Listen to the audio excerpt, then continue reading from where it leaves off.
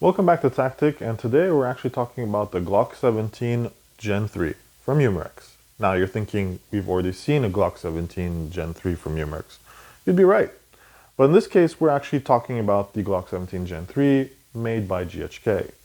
So what does the GHK model bring to the whole market of Glock 17s that already exist in Airsoft? Well, this is the first production model that actually comes with a steel slide. So by default, you have a pretty heavy slide.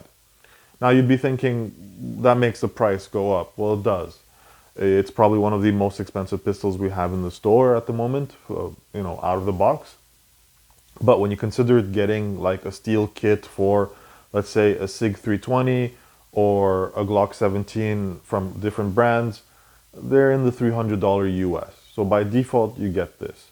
Now, what does this steel slide give you? Well, in all honesty, one of the hardest kicks we've ever seen out of a pistol.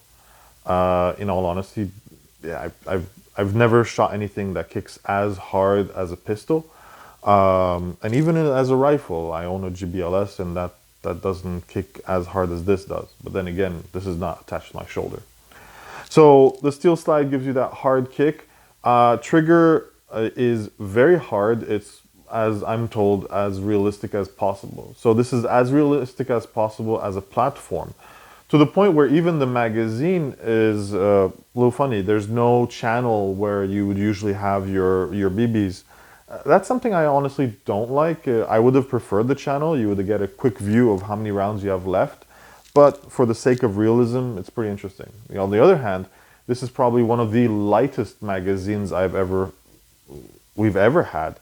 It uses the same GHK chamber style of pressure chamber, and which means that eventually they'll have CO2 mags in the same configuration. Now, this is not a standard Glock in the sense that there's really nothing inside which is standard. There is a VSR 10 barrel and bucking. That's fine. We've already modified this one with those. But everything else is proprietary, and for a reason. Because internally, this is as close to a striker-fired pistol as the real thing would be.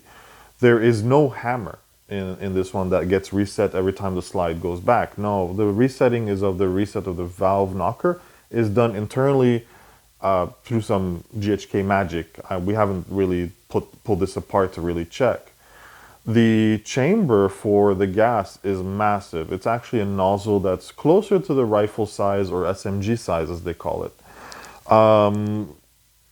Beyond that, it's a very interesting product. It's really a collector grade product that is meant for training more than anything else. Rapid fire in this is not that easy, especially with that very stiff trigger. We'll go try it out now. We'll see how it goes. All right? Well, now we're in the range. We're about to take a few shots with the GHK G17.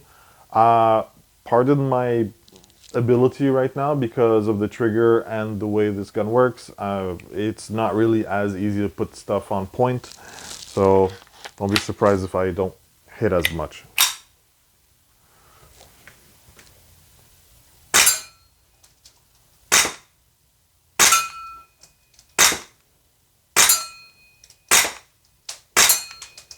So let me go loose a bit.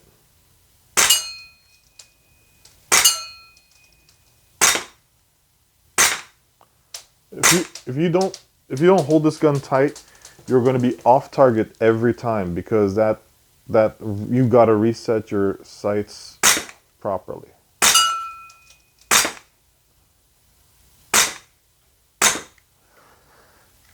This requires concentration, which I do not have at the moment. So this was Gabriel signing off.